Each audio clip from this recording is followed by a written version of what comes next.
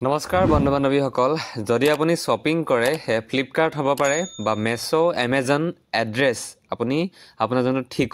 ঠিকনাটো আপুনি কেনেকৈ ডিলিট কৰিব বা কেনেকৈ মচিব পাৰিব আজি আমি ইয়াৰ বিষয়ে আলোচনা কৰিম তো আজি আমি আলোচনা কৰিম ভিডিঅ'টোত যে অনলি ফ্লিপকাৰ্টৰ আপুনি এড্ৰেছটো কেনেকৈ ৰিমুভ কৰিব পাৰিব তো প্ৰথম আপুনি ফ্লিপকাৰ্টত প্ৰেছ কৰক ঠিক আছে মই ফ্লিপকাৰ্টত প্ৰেছ কৰিলোঁ ফ্লিপকাৰ্টত প্ৰেছ কৰাৰ পিছত আপুনি তলৰ ফালে দেখিবলৈ পাইছে একাউণ্ট মই এনেকৈ কাৰ চিনেৰে দেখুৱাই দিম আপোনালোকক একাউণ্ট দেখিবলৈ পাইছে আপুনি ইয়াতে প্ৰেছ কৰক তো মই ইয়াতে প্ৰেছ কৰিলোঁ মই একাউণ্টত প্ৰেছ কৰিলোঁ একাউণ্টত প্ৰেছ কৰাৰ পিছত তলৰ ফালে এনেকৈ আপুনি স্ক্ৰল কৰি দিয়ক স্ক্ৰল কৰাৰ পিছত ইয়াত দেখিবলৈ পাইছে আপোনালোকে সেভ এড্ৰেছ তো আপুনি এই সেভ এড্ৰেছত টিপি দিয়ক তো ইয়াতে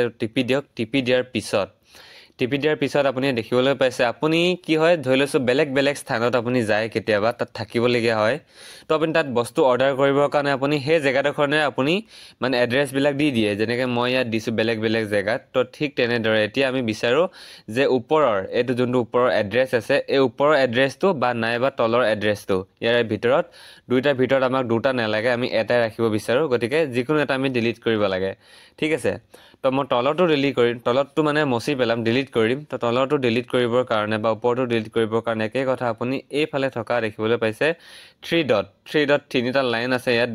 ডট কে আপুনি ইয়াতে প্ৰেছ কৰি দিয়ক তো ইয়াতে লাহেকৈ আপুনি টিপি দিয়ক টিপি দিয়াৰ পিছত দেখিবলৈ পাইছে ৰিমুভ আৰু এডিট যদিহে আপোনাৰ এড্ৰেছটো কিবা ভুল হৈ গ'ল পিন কোডটো বা আপোনাৰ ঘৰৰ এড্ৰেছটো আপুনি য'ত আছিল সেইখিনি দিয়াত ভুল হ'ল তেনেহ'লে আপুনি শুধৰাবলৈ কাৰণে এডিট অপশ্যনত প্ৰেছ কৰিব পাৰে ঠিক আছে এডিট